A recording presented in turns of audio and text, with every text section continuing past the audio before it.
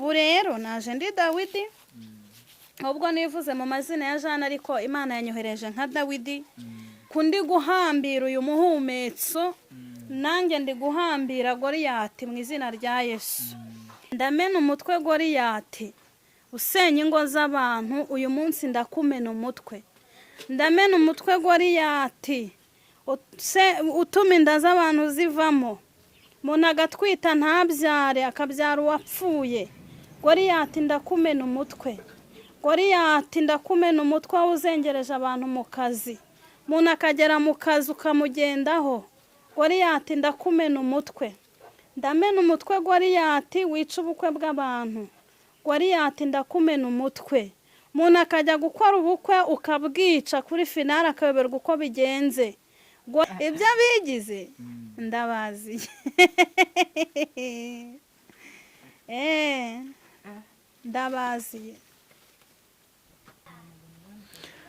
Tangiye tugusuhuza kandi tukwifuriza amahoro ndetse n'imigisha biva ku Mana Data twese, weho mukunzi wacu dukurikira aho uherereye hose. Dufashe umwanya tukwifuriza kugubwa neza mu kazi kawe uri gukora uyu munsi. Birashoboka ko nta kazi waba ufite cyangwa ukaba uri kunyura mu buzima butakoroheye. Dufashe umwanya tukwifuriza guhura n'ukuboko kwiza kw'Imana kugira ngo iguhindurire amateka, ubuzima bwawe burusheho kugenda bumera neza cyane.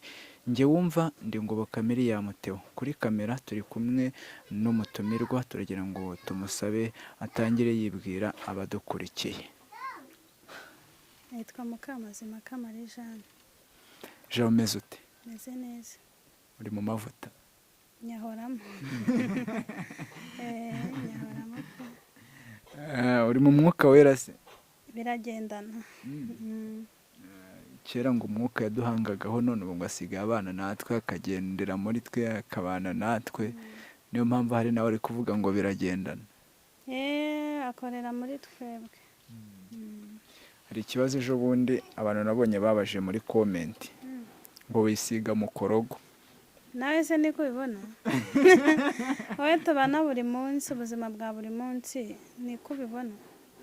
Oya, ngiye nagira ngo wisubirize ababivuze atari njye ubishubije.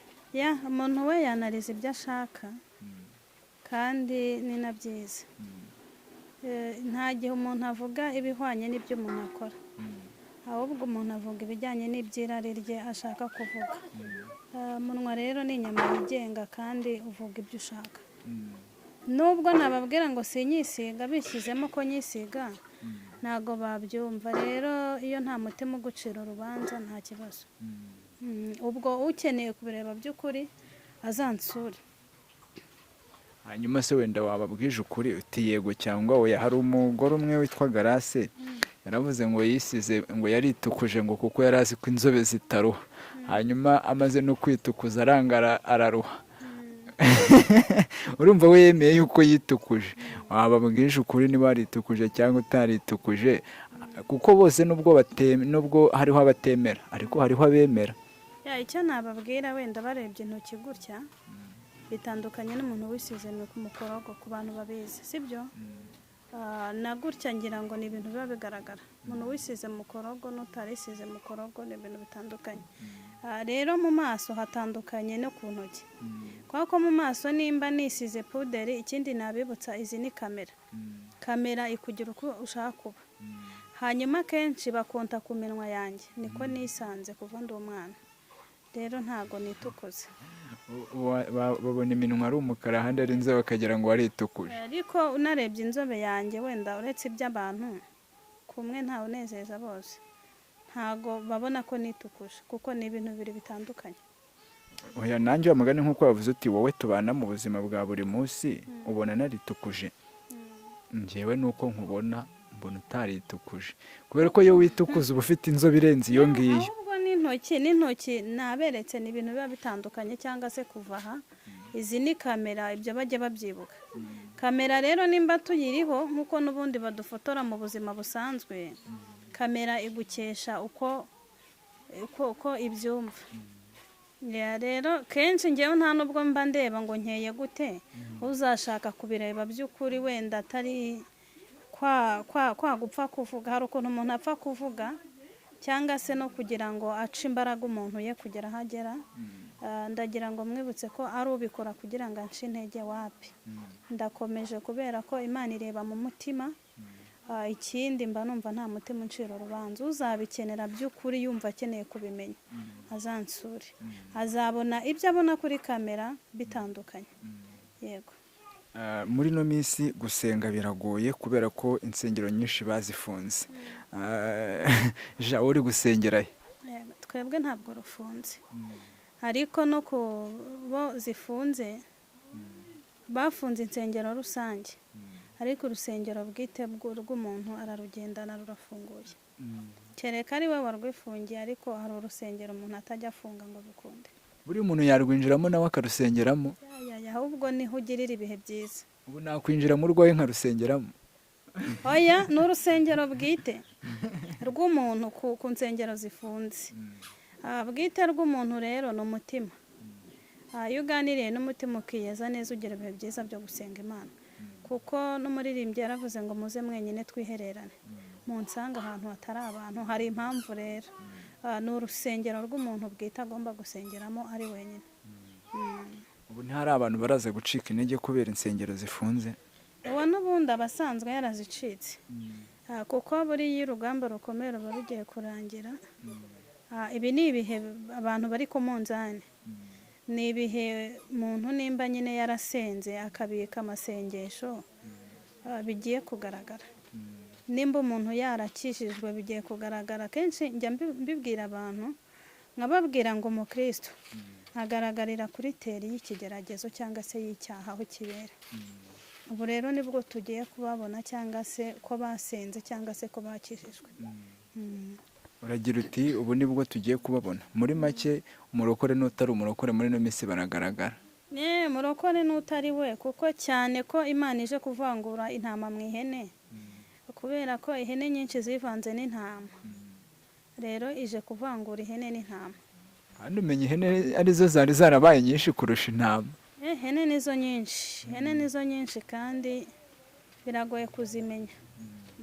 Kuko buri ihene igira ijwi ryiza cyane kandi rirangurura cyane. Igira ijwi ryiza rirangurura cyane, iri gusenga biragoye ko wayitoranya ukamenya ngo ni ihene. Iri kuririmba ihagaze idirija biragoye ko wamenya ko ari ihene. Ariko iki ni cyo gihe cyiza cyo kumenya ngo iyo ni ihene cyangwa ni intama. Ugira n'akaburushete karyoshye umuntu yayiriye ahita avuga ati ntago nakwiteza intama.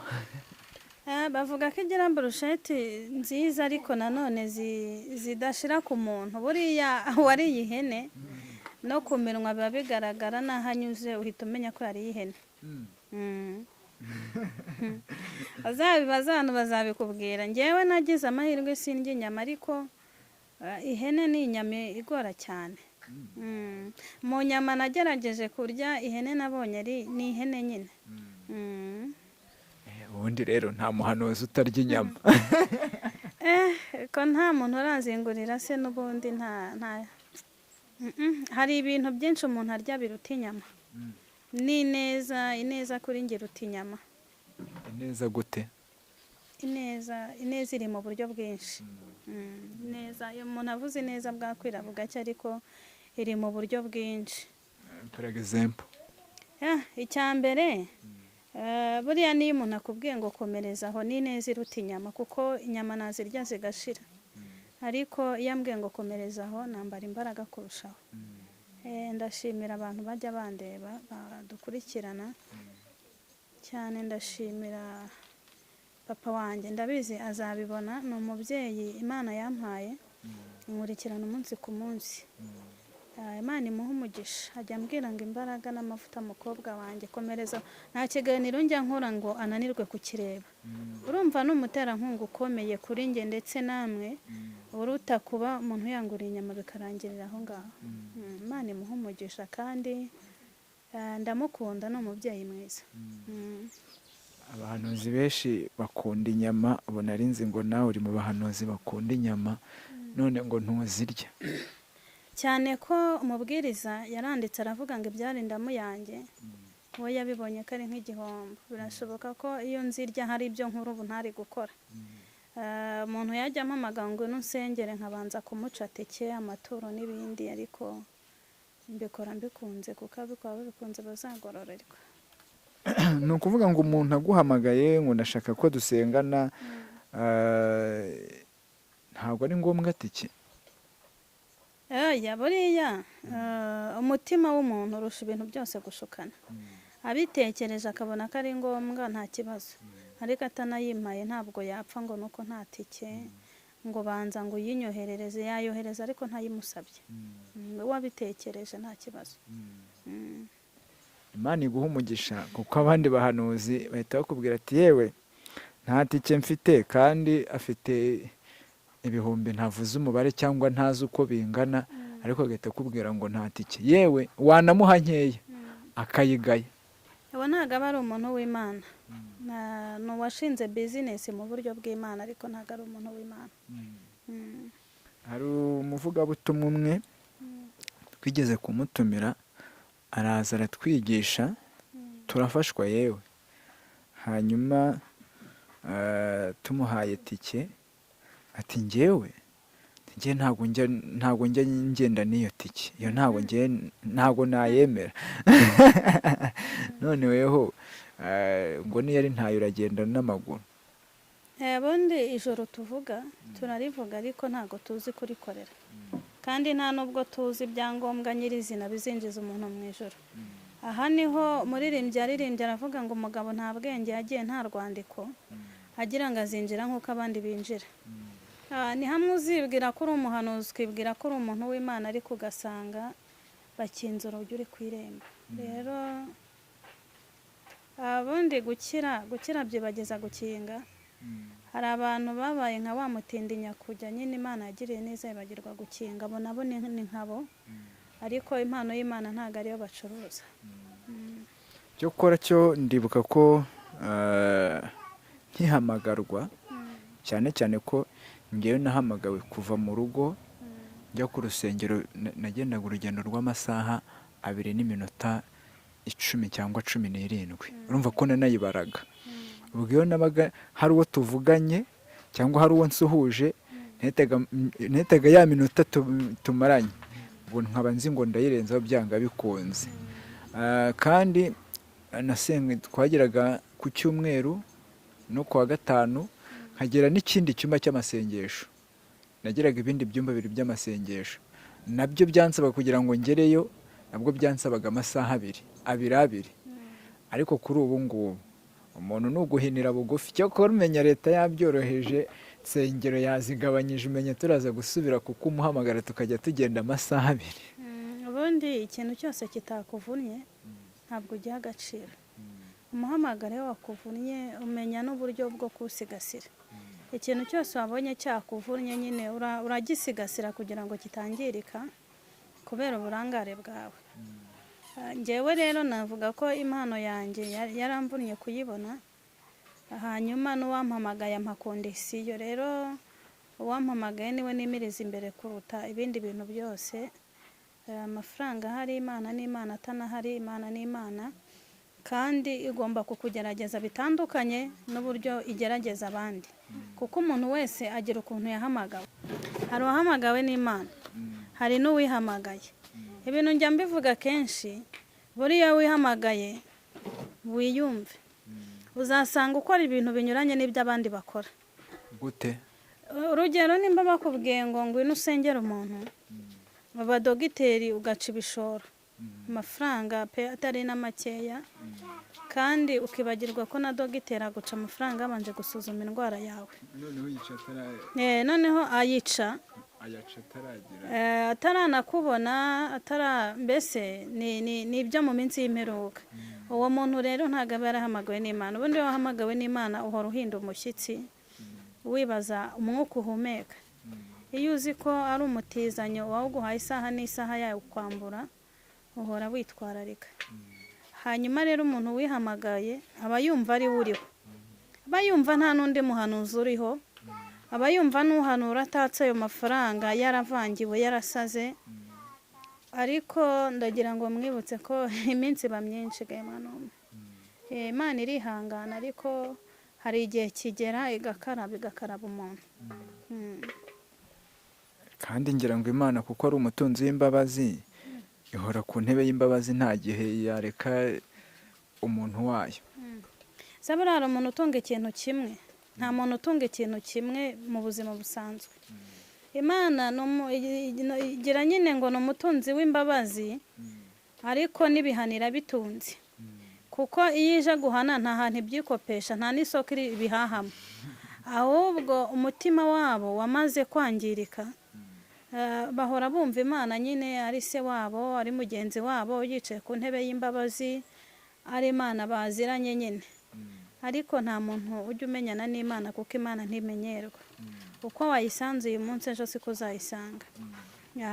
Uyu munsi nimba wakoze ibyiza ikagufelicita ikakubwira ngo wakoze mwana wanjye, ejo izagukubita umunyafu usange wacitse akaguru cyangwa se uri mu bitaro, usigara uvuga ngo ni Satani. Oya, ahubwo uburinzi bw'Imana buba bwakuvuyeho, igukuraho uburinzi bwayo.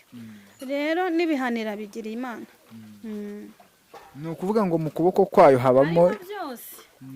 Muririmbyi niwe wibeshya araririmba ngo harimo ibyiza gusa. Oya, mu kuboko kw'Imana harimo ibyiza n'ibibi. Yego.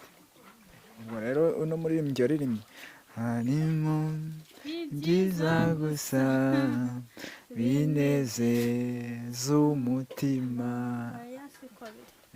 Ntabwo ariko biri, harimo ibyiza ku bantu bubaha Imana. Ku muntu wayubashye harimo ibyiza, harimo n'ibibi. Kuko akenshi nka situwasiyo y'ubuzima naciyemo, iyo nayibazaga yambwiraga ko iri kunshakira ubuhamya. Ni ibibi rero ariko nabinyuzemo. Ikintu ikora iyo ariyo yabiguteje ntabwo ubigwamo. Umubiri urababara, umutima ukababara, ariko ikarinda ubugingo kandi ntubigwemo. Rero harimo ibyiza ku bayubashye, harimo ibyiza ku bo yemereye ibyiza, ariko harimo n'ibibi. Iyi Mana irica ikanakiza. Twakomeje kugenda tuganira, ariko wenda uyu munsi hari ibintu bibiri nibagiye kuri wowe. Nibagiye kukubaza indirimbo iri kugufasha, nibagiye gukora mu nganzo ngo turirimbe. Uyu munsi uri gufashwa n'iyi? Ndi gufashwa n'indirimbo ivuga ngo mu gashyamba k'Igetsemane. Twagiye. Nta kibazo. Mu gashyamba k'Igetsemane niho Yesu yagiye gusenga, maze ajyana n'abigishwa be kugira ngo nabo basenge. Mu gashyamba k'Igetsemane niho Yesu yagiye gusenga, maze ajyana n'abigishwa be kugira ngo nabo basenge. Agarutse kureba abigishwa be, maze asanga basinziriye, abakangura babwira ati mukwiye kubana nanjye maso. Agarutse kureba abigishwa be, maze asanga basinziriye, abakangura babwira ati mukwiye kubana nanjye maso. Dukwiriye kubana n'Imana, dukwiriye kubana na Yesu maso. Natwe tukaba maso kuko ari mu gashyamba k'Igetsemane, niko indirimbo ivuga. Yabwiye abigishwa be ngo mube musenga, arabibeta gatoya. Yesu ajya yibeta atari uko yatwanze, ajya yibeta atari uko yadusize, ahubwo nawe agafata ibihe byo gusenga. Rero ngaza gukubita umutima yibuka ko yasize abigishwa, agaruka kubareba. Aje ngasanga basinziriye, arabakangura, harababwira ngo mukwiriye kubana nanjye maso. Rero abantu basinziriye babona ko Yesu yahunze gato, babona ko yabihoreye gato, babona ko atagihari, babona ko yabasize, ndagira ngo mbabwire ko ari bugufi bwo kubakangura. ariko uzi ko mugani hari igihe Yesu yibetaho gatoya umuntu agahita afatiraho Yesu ajya yibeta bukode ukabona bwabaye ikibazo.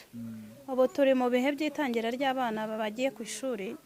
Yesu ajya yibeta bikagera mu matariki abana bajya ku ishuri, ubona nta mafaranga, ubona nta minerivare, nta bikoresho by'abana.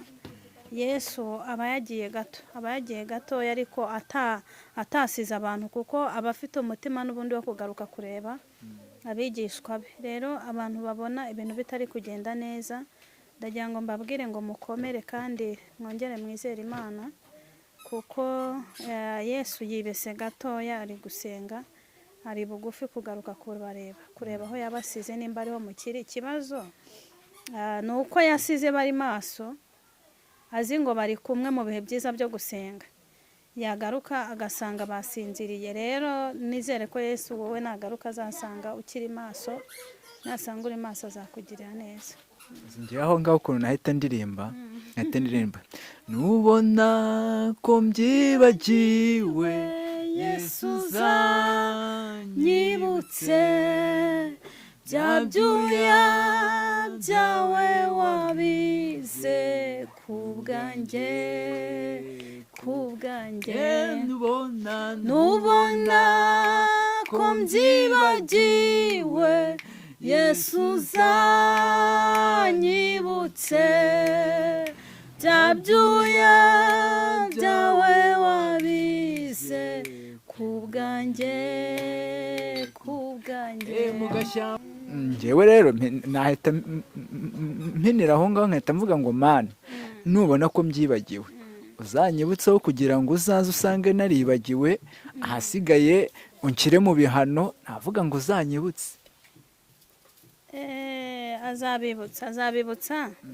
Niyo mpamvu yagarutse kureba abigishwa. Hari abantu bibagiwe ibyabajyanye ku musozi, hari abantu bibagiwe ibyatumye bicara aho bicara, hari abantu bibagiwe icyatumye Imana ibasigaza. Rero barasinziriye mu buryo bwose, bije kubakangura. Ijambo ry'Imana riri kugufasha ryo ni irihe? Ibyahishuwe Yohana ibice byaho 22 umurongo wa 14 kugeza kwa 15. Byahishuriwe Yohana ibice 22 umurongo wa 10 wa 14 n'uwa 15. Hari ijambo rivuze ngo hahirwa abamesera ibishura byabo kugira ngo bemererwe kwegera cya giti cy'ubugingo, kandi banyure mu marembo binjire muri rwa rurembo. Hanze hazaba imbwa n'abarozi n'abasambanyi n'abicanyi n'abasenga ibishushanyo n'umuntu wese ukunda kubeshya akabikora. Hahirwa. Sinzi impamvu nkunda kubona kenshi titire ivuga ngo hahirwa, ariko hahirwa umuntu umesera ibishura bye. Uyu muntu umesa ibishura arahirwa. Ese ibishura byawe uri kubimesa ujya kwiba? Ibishura byawe uri kubimesa ujya kugambana? Ibishura byawe uri kubimesa kugira ngo winjire mu marembo, uce mu irembo? Ni uguca mu irembo hanyuma ukinjira muri rwa rurembo.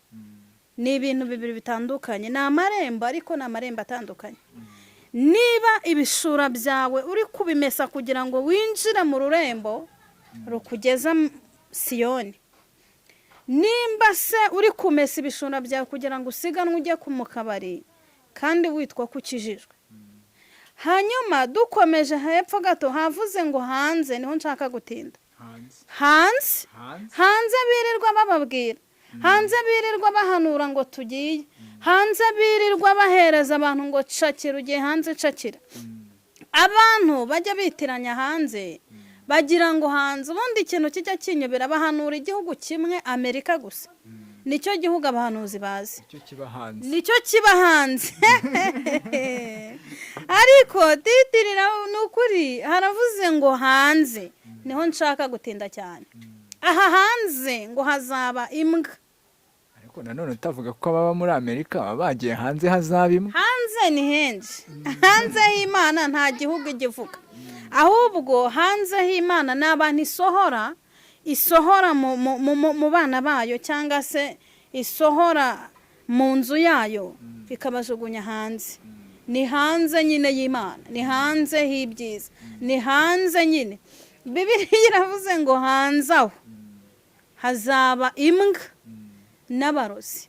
Ikintu kizakubwira ko hanze atari heza uzabibona nijoro usohotse ukazimya amatara, nibwo uzabona ko hanze ari habi. Hanze ntago wamenya ikintu gihari. Iyo turi ahantu hatari amatara twitwaza itoroshi cyangwa ibibiriti tukarasa, kubera ko hanze haba ikintu giteye ubwoba, hari umwijima kandi n'ibiri hanze nabyo si byiza. Rero ni ukuvuga ngo abantu bitiranya ibintu, kuko nicaye nkumva ko mperwa wapi, kuko nzi kuririmba nkumva ko mperwa wapi. Hahirwa umuntu umesera ibishura bye. Mu yandi magambo, hahirwa umuntu ufite inzara n'inyota byo guhora aca bugufi, byo guhora yihana, byo guhora yezwa, byo guhora yumva ko imyambaro yigize gute yanduye, byo guhora yumva ko ibishura bye bitameze neza. Uyu muntu ngarahirwa, kuko nkanjye nk'iyo nje wenda mu kiganiro mpangayika cyane nibaza ngo mbese ndambara iki. Si uko imyenda iba idahari, ahubwo nibaza ndambara iki. Nambara umwenda nkuramo kubera iki? Mba mbona uwo mwenda nyine utanyuze umutima wanjye. Nubwo umesha, nubwo utayipase nkabona ntunyuze umutima wanjye, nubwo nawiguriye nkabona ntunyuze iki umutima wanjye. Rero hahirwa umuntu uri kumesa ibishura bye kugira ngo ave mu byaha yihane, kugira ngo azanyure muri rwa rurembo yinjire mu marembo mazima amugeza mu gihugu cy'Isiyoni. Rero hanze ho Bibiliya itubwira abantu bazaba hanze ngo nimbwa n'abarozi, n'abasenga ibishushanyo, n'abakunda kubeshya, n'abakora ibiteye isoni. Abo ngabo ngo nibo bazagera gute? Bazaba hanze. Rero niyo mva umuntu aguhanuriye ngo ugiye hanze byihuse, jya ugira amakenga, ufate ibihe byo kwezwa, wibaze ngo ese hanze ni hehe Imana imbwiye. Hari igihe bavuga hanze ariko ntumenye aho ariho. Hari igihe bavuga hanze ngo uragiye, ngo Imana ikujyanye hanze byihuse, kandi ni uko gusohora mu mukumbi w'abana b'Imana. Imana ikarambirwa ubujura bwawe, ikavuga ngo kubera ko mpora mvuga abantu ntibihane, ikakujugunya hanze. Yavuga ngo hanze, wowe ukumva ngo ngiye muri Amerika ukitera hejuru. Abantu bongere bagira amakenga basubire mu masezerano. Abantu Imana yabwiye kujya hanze bumve hanze ahariho. Kandi iyo bavuze ngo hanze, umuntu wese atajya mu mwuka ahita yumva muri Amerika wa mugani wawe.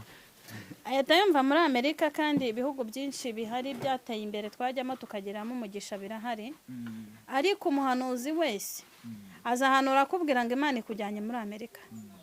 Imana ikujyanye muri Amerika. Ngewe umuntu umwe yageze abimanuriye ariko mbona ko ambeshye. Hanyuma ambwira ko ntabwo ufite kwizera. Oya, kwizera ndakugira, ahubwo twahawe impano z'Imana zitandukanye, ngira n'umwuka w'ubugenzuzi ndawugira.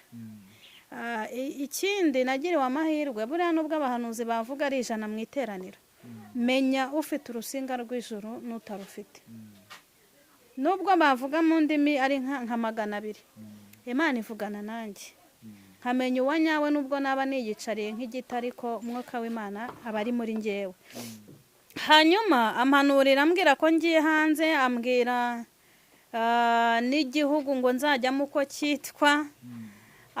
Aza kumbwira ko nzakora ubukwe ku itariki 14 z'ukwezi kwa 12. Ariko mbirebye nsanga icyo gihe azaba ari kuwa 4. Hari ibintu umuntu akubwira ukagenzura by'umubiri ukanagenzura by'umwuka, ukabona ko nta mariage ba kuwa 4.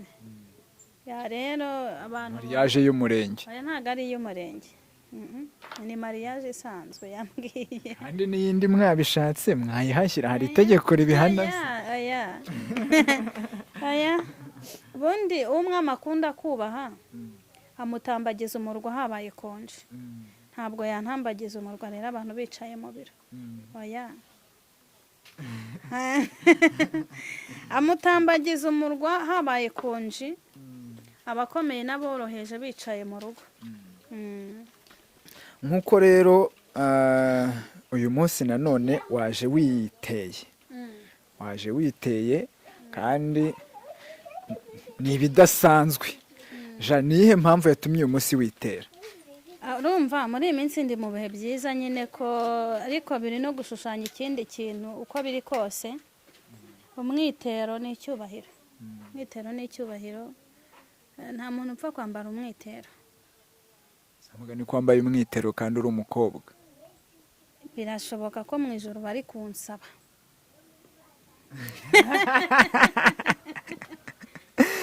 Bari gusaba no gukwa.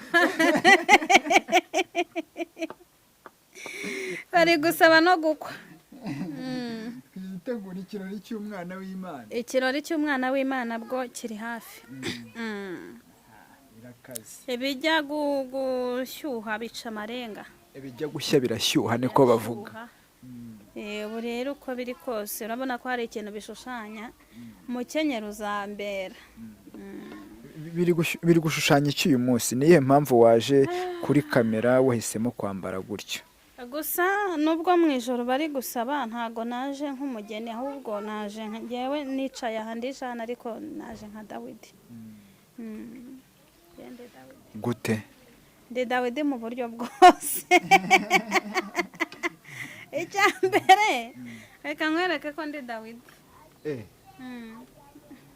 Ave kandi Dawidi ntajya atandukana n'inkoni kuko inkoni nabwo ni ubutware. Inkoni ishushanya ibintu byinshi. Ni iyihe mpamvu rero uyu munsi waje witeye kandi wazanye n'inkoni? Urumva niteye kuko ndi ku rugamba ndi kurwana na Goliyati. Ushatse kuvuga iki koko Jean? Nagurukiye Goliyati namuziye. Naziye Goliyati yarandembeje. Goliyati arembeje abantu b'Imana. Uhitamo kumuzanira inkoni rero? Ntago ari inkoni yonyine kuko hari ibyangombwa by'urugendo cyangwa se intwaro Dawidi yakoresheje ari ku rugamba. Goliyati nubwo ari munini ateye ubwoba, yambaye n'icyubahiro no gukomera, ariko uko biri kose Dawidi nawe afite intwaro. Nanjye rero abadukurikiye ngira ngo baraza kubibona. Uyu ni umuhumetso. Uyu ni umuhumetso. Ni bimwe mu byangombwa by'urugendo Dawidi yagize gute yari yitwaje. Urabona rero ndabifite, mfite inkoni, mfite n'umuhumetso, abantu baraza kubona. Uyu muhumetso uraza kunyicira Goliyati. Goliyati arembeje abantu b'Imana.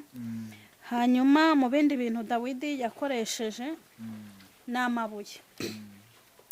Hanyuma Goliyati ngo yari munini cyane, afite ubukaka, afite igitinyiro, atavugirwamo, adatinya Imana ngo ayihindire umushyitsi. Nta muntu n'umwe Goliyati yatinyaga. Ariko ngo umunsi umwe uyu mugabo Dawidi ngo yiyumvamo imbaraga n'ubushobozi. Yumva afite izindi mbaraga z'ubutware bw'Imana. Yumva yambaye ikindi cyubahiro. Aravuga ngo nubwo abantu bose ku isi hose batinye uyu Goliyati, nubwo Goliyati afite ubugome, nubwo Goliyati ashobora kumfunga, ngarangije ngajya ku musozi, nuze kumbaza ngo nuwuhe, nashaka bera agikanyarira ntibindeba, cyangwa se kizabonwa, cyangwa se ndabirambe, cyangwa banguka ngo utabare.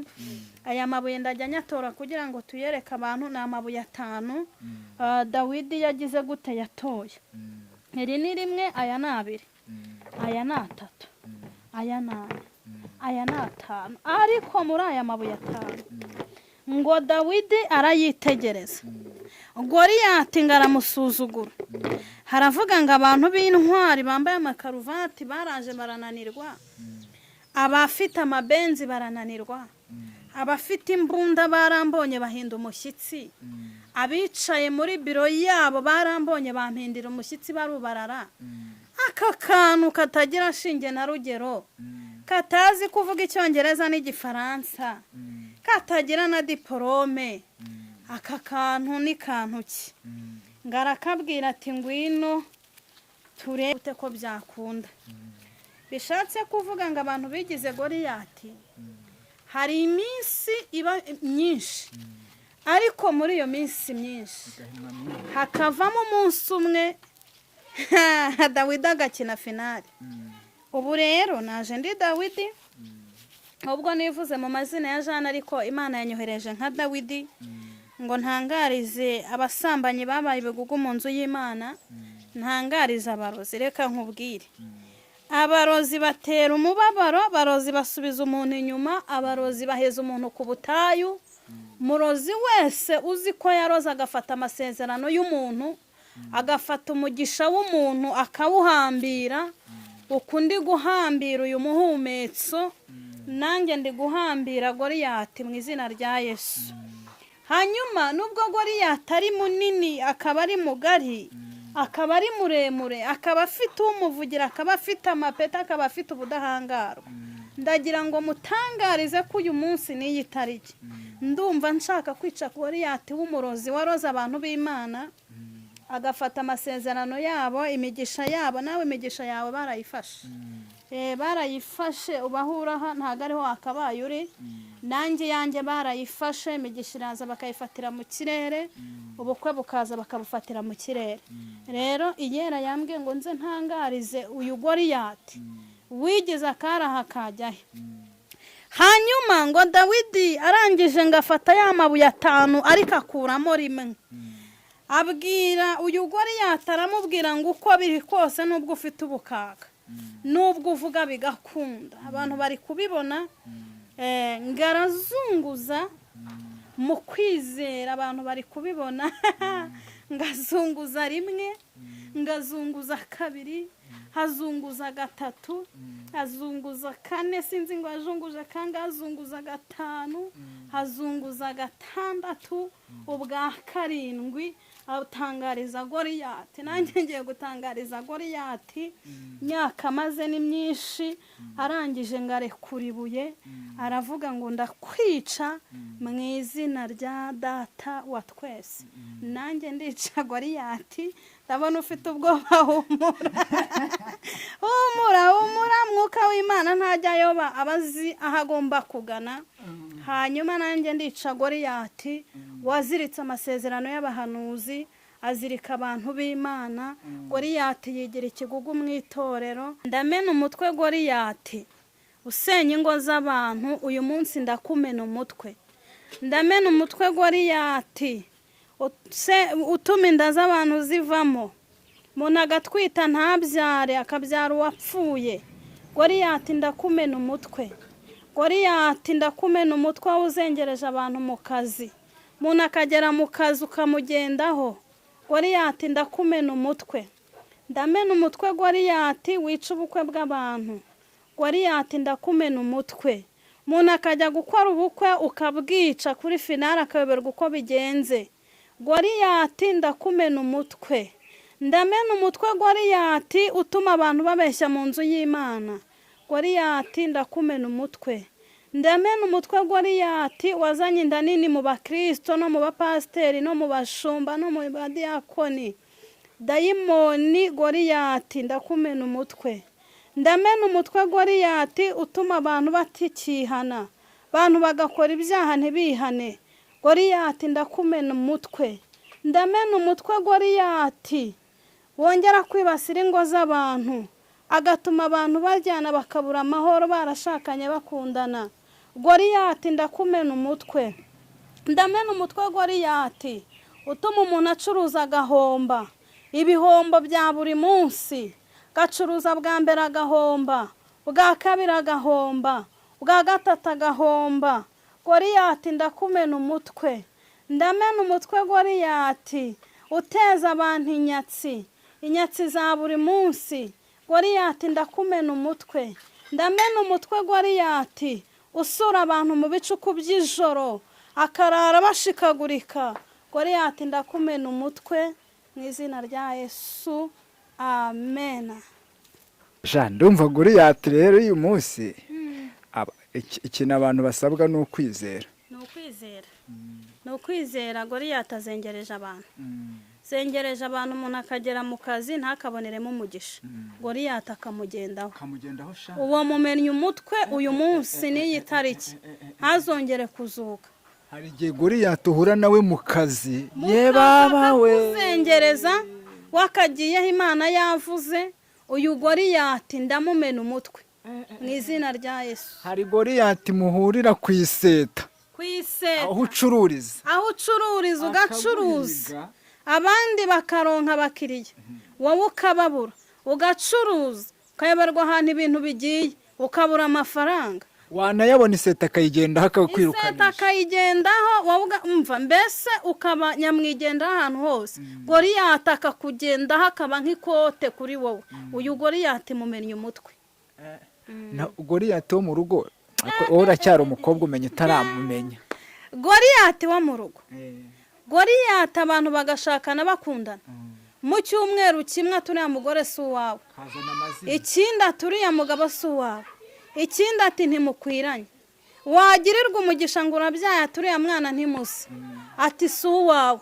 Goliyati akakugendaho mu bukobwa wakwinjira no mu rugo akakugendaho uyu Goliyati mumennye umutwe uyu munsi.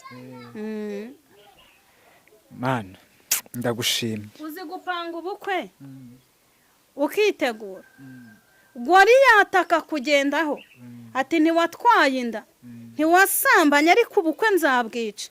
Goliyati akakugendaho ubukwe bugapfa kuri finale. uzi uyu Goliyati ukuntu ababaza mumennye umutwe mu izina rya Yesu. njyewe ndi kumva nzamuye kwizera. Goliyati wicyangira iyo akugezeho umva akwizingiraho umusore azagenda undi azajya uyu ni Goliyati nta wundi ariko mu izina rya Yesu tumujanjaguye umutwe. Mana ishimwe. Amen. ubu kandi hari Goliyati ushobora kukureba witwaje inkoni akaba nka wa wundi wavuze ati nteranye icumu n'uducumu nako unteranye inkoni nkaho ndimbwa. yaramubwiye nyira ngo unteranye icumu n'uducuma ariko njyewe ndagutera mu izina ry'Uwiteka. nanjye nibyo nkoreye Goliyati. mbabwire ngo ibyo bigize ndabaziye. ngero subiramo ko kana ibyo bigize ndabaziye. ndabaziye. agiye guca uwambaye. nibarekure imigisha y'abana b'Imana kubera ko hari ibintu Imana yavuganye natwe. iratubwira ngo muzonka amashereka y'amahanga. iratubwira ngo muzaboneraho abandi baburiye. rero uyu murozi ufashe ibitari ibye narekure. kandi reka nkubwire ikintu giteye ubwoba cyababaje Imana. uzi ko abahanuzi benshi babaye abarozi musengana Imana yakubwira ngo ubukwe bwihuse agasenga yirindwa buzirika. aba barozi rero barekure imigisha y'abana b'Imana, barekure amafaranga Imana yatwemereye, barekure ubutunzi Imana yemereye abantu, barekure urubyaro Imana yatwemereye, barekure ubukwe bwacu, barekure dutambuke. turagushimiye. Imana iguha umugisha. Amen. namwe ndabashimiye ibaho umugisha. nawe mukunzi wacu warudukurikiye reka tukubwire ngo Imana ikomeze kubana nawe kandi igushyigikire. tukwifurije guhura n'ukuboko kwiza kw'Imana kandi ugire kwizera kuko Imana ikwiciye Goliyati mu izina rya Yesu.